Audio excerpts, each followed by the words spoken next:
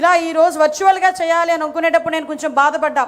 అయ్యో first time Lokesh Babu గారు working president అయిన తర్వాత మహానాడు చెప్పుకుంటున్నామే, ఈరోజు ఇలా అయింది ఏంటి అనుకుంటే దానికి 10 కాదు 20 ఈరోజు మహానాడు రాష్ట్ర వ్యాప్తంగా 14 లక్షల మంది తెలుగుదేశం పార్టీ కుటుంబ సభ్యుల మధ్యలో జరుగుతుందంటే లోకేష్ బాబు గారు వెరీ బ్లెస్డ్ అని చెప్పి మనందరం కూడా తెలుసుకోవాలి, మనందరికీ కూడా తెలుస్తుంది.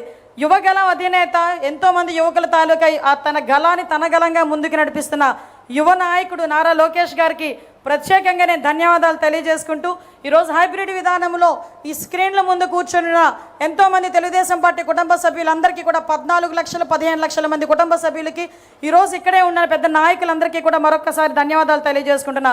ఈ వేదిక సాక్షిగా అత్యంత ప్రాధాన్యత కలిగిన రాజకీయ తీర్మానంలో బలపరిచే అవకాశం ఒక సామాన్య కార్యకర్తని అనుకునే చెప్పే కానీ ఒక సామాన్య టీచర్ని, ఒక సామాన్య కార్యకర్తని, ఎక్కడో వెనకాతల ఎటువంటి రాజకీయ నేపథ్యం లేదు, వెనకాతల ఎక్కడ ఆర్థిక బలం లేదు, అంగబలం లేదు, కేవలం ఒక టీచర్ ఏం చదువుకున్నావమ్మా అని ఆ రోజు రాజకీయాలకు తీసుకొచ్చి ఈరోజు హోమ్ మినిస్టర్ స్థాయిలో నుంచోబెట్టమే కాకుండా అత్యంత ప్రాధాన్యత రాజకీయ తీర్మానంలో బలపరిచే అవకాశం ఇచ్చినందుకు తెలుగుదేశం పార్టీ కార్యకర్తలకే కాదు నాయకుడికి పాదాభివందనం చేసుకుంటూ ఈ అవకాశంలో మీ అందరికీ కూడా తెలియాలి. ఈరోజు ఒక భావోద్వేగం మహానాడు పండుగ అంటేనే. మహానాడు పండుగ ఈరోజు మనం ఏసీ రూమ్లో కూర్చొని మాట్లాడాం కానీ ఇంతకుముందు మహానాడు పండుగ అంటే కిలోమీటర్ నడవటానికి తుండిగుడ్డలు పసుపు గుడ్డలు చేతులు చవటలు తుడుచుకుంటూ వచ్చిన సందర్భాలు మనం మర్చిపోలే. ఈ రోజు అక్కడ ఏం భోజనాలు పెడతారో భోజనాల గురించి మేము రాలేదు. మండు టెండర్లు రోహిణీ కార్తెలు అంటే బండరాయలు కూడా పగిలిపోయి ఎండలో సైతం మహిళలు కూడా పుట్టింటికి వచ్చామని ఆనందంలో తీసుకొచ్చే పరిస్థితిని కూడా చాలా సందర్భాల్లో మనం చూసిన సందర్భం. అటువంటి మహానాడు ఈరోజు మహిళలకు అంకితం చేసిన ఘనత కలిగిన నా నాయకుడు నారా చంద్రబాబు నాయుడు గారికి ఆంధ్రప్రదేశ్లోనే కాదు తెలుగు మహిళలందరి తరపున నేను ధన్యవాదాలు నమస్కారాలు తెలియజేసుకోవాలి. ఈరోజు మహానాడు తెలుగు మహిళలకు అంకితం చేస్తున్నామని చెప్పాం కానీ ఆ రోజు నందమూరి తారక రామారావు గారు పార్టీ పెట్టినప్పుడే ఆ రోజు నుంచి ఈ రోజు వరకు మహిళలకు ప్రాధాన్యత కలిగించిన వ్యక్తి. ఆ రోజు మహిళలకి ఆ రోజు మనందరికీ తెలుసు ఆస్తిలో సమాన వాటా హక్కు ఇవ్వాలి అని చెప్పి పుట్టింటిలోనే కాదు అత్తింటిలో కూడా గౌరవం పెంచిన ఘనత తెలుగుదేశం పార్టీది. ఆ రోజు పద్మావతి యూనివర్సిటీ ద్వారా మహిళలను విద్యకు దగ్గరగా చేయాలి అనుకోవడం కానీ రాజకీయాలకు ఎక్కడో వంటింటి కుందేలుగా ఉండే మహిళలను బయటకు తీసుకొచ్చి రాజకీయాలుగా ముందుకు తీసుకెళ్లాలని చెప్పి ఆ రోజు స్థానిక సంస్థల ఎలక్షన్స్లో రిజర్వేషన్లు కల్పించడం కానీ మళ్ళీ తిరిగి ఈరోజు చట్టసభలలో సైతం 33% రిజర్వేషన్ని ఎవరు కల్పించినా కల్పించకపోయినా దేశం మొత్తంలో మొట్టమొదటిసారిగా మహిళలకు అవకాశం ఇస్తున్న ఏకైకమైన పార్టీ ఏదైనా ఉందంటే అది మన తెలుగుదేశం పార్టీ. విమర్శకులకు ఒకటే హెచ్చరిస్తున్నా, విమర్శకులకి సవాలు ఇస్తున్నా, మహిళల ఓట్ల బ్యాంకుతో గెలిచేమో మహిళా సాధికారత సాధిస్తామనుకున్న ప్రతి ఒక్క పార్టీ కూడా ఎస్ మా బాటలోకి రండి, మా బాటలో అనుసరించి మీ సత్తా ఏంటో చూపించే పరిస్థితి రావాలని చెప్పి నేను కోరుకుంటున్నా. మీ అందరికీ తెలుసు ఆ రోజు మున్సిపల్ కర్ణాల వ్యవస్థల నుంచి ఆ రోజు బయటకు తీసుకొచ్చి మాండలిక వ్యవస్థల నుంచి ముందుకు తీసుకొచ్చి ఆ రోజు గ్రామీణ వ్యవస్థ నుంచి కూడా రాజకీయాలు పరిచయం చేసిన ఘనత. ఆ రోజు 2 రూపాయలకి కిలో బియ్యం ఇచ్చిన, ఆ రోజు పెన్షన్లు ప్రవేశపెట్టిన, జనతా వస్త్రాలు ఇచ్చిన, హౌస్ స్కీమ్ ఇచ్చిన, ఈ రాష్ట్రంలో మొట్టమొదటిగా సంక్షేమం అన్నది అలవాటు చేసిన సంక్షేమం అన్నది చూపించినా కూడా మొట్టమొదటి పార్టీ తెలుగుదేశం పార్టీ. అటువంటి 44 సంవత్సరాల చరిత్ర గల తెలుగుదేశం పార్టీ ఎన్నో ఆటుపోట్లు ఎదుర్కొంది, ఎన్నో అవమానాలు ఎదుర్కొంది. కానీ ఏ రోజైతే అదే లెగసీని ముందుకు తీసుకెళ్ళడానికి తన భుజస్కంధాల మీద ఈ తెలుగుదేశం పార్టీని వేసుకున్నాడు ఈ మహానుభావుడు చంద్రబాబు నాయుడు గారు.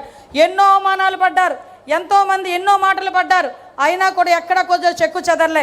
ఈరోజు నన్ను నమ్ముకొని కొన్ని కోట్ల మంది కార్యకర్తలు ఉన్నారు.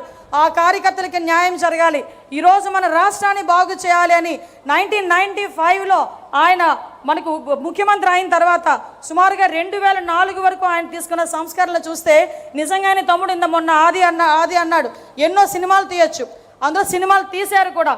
ఆ రోజు ఉమ్మడి ఆంధ్రప్రదేశ్లో విజన్ 2020 విజన్ పెట్టారు.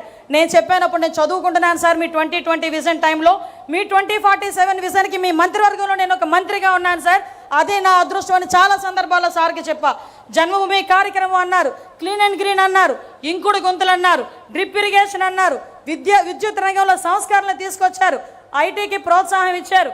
అటువంటి సంస్కరణల నుంచి ఈ రోజు వరకు జన్మభూమి కార్యక్రమాన్ని కాదు, శ్రమదానం కార్యక్రమాన్ని చేశారు.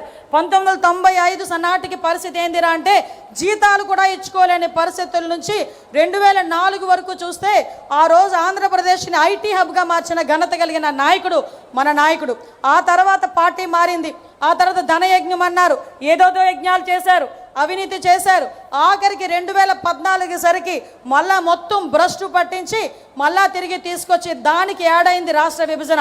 అటువంటి రాష్ట్ర విభజన యాడ్ అయిన తర్వాత అటువంటి సందర్భంలో ఈ రాష్ట్రాన్ని బాగు చేయగలిగే ఏకైక నాయకుడు చంద్రబాబు నాయుడు గారిని తలచిన ఆంధ్రప్రదేశ్ రాష్ట్ర ప్రజలు మళ్ళీ తిరిగి ఒక పట్టం కడితే ఆ రోజు కిరీటం అనుకోలే, ముళ్ళ కిరీటంలా భావించిన పరిస్థితి. అదొక ముళ్ళ కుర్చీ.